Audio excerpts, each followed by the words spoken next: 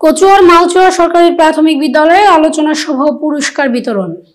বিস্তারিত দেখুন চাঁদপুর প্রতিনিধি মোহাম্মদ মাসুদ মিয়ার প্রতিবেদনে।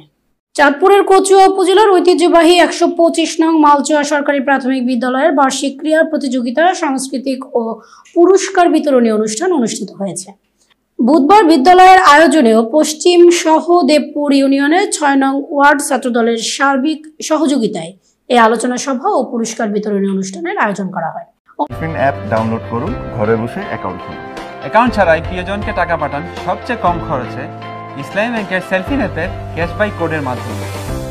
অনুষ্ঠানে কোমলমতি শিক্ষার্থীরা নৃত্য পরিবেশন করে। বিদ্যালয়ের প্রধান শিক্ষিকা নুরুন নাহার বেগমের সভাপতিত্বে ও সহকারী শিক্ষক সোহেল রানার সঞ্চালনায় এতে প্রধান অতিথি হিসেবে বক্তব্য রাখেন ইউনিয়ন বিএনপি সাবেক সভাপতি ও সমাজসেবক মোহাম্মদ নুরুল ইসলাম শিকদার। অন্যান্যদের মধ্যে বক্তব্য রাখেন ইউনিয়ন বিএনপি সহ সভাপতি গাজী শফিকুর রহমান, বিএনপি নেতা সাহেব আলী শিকদার, ইউনিয়ন যুবদলের সিনিয়র সহ সভাপতি শরীফুল ইসলাম, ওয়ার্ড ছাত্রদলের সভাপতি আব্দুল্লাহ রায়হান। পরে কৃতি শিক্ষার্থীদের মাঝে পুরস্কার বিতরণ করেন অতিথিবৃন্দ। Desk news, ST Bangla. Million offer Walton fridge, TV, washing machine ও বিএলডিসি ফ্যান কিনে পেতে পারেন 20 লক্ষ টাকা। রয়েছে কোটি কোটি টাকার নিশ্চিত উপহার। এত কিছু আমিও যাই ওয়ালটনের শোরুমে। ব্যাকআপ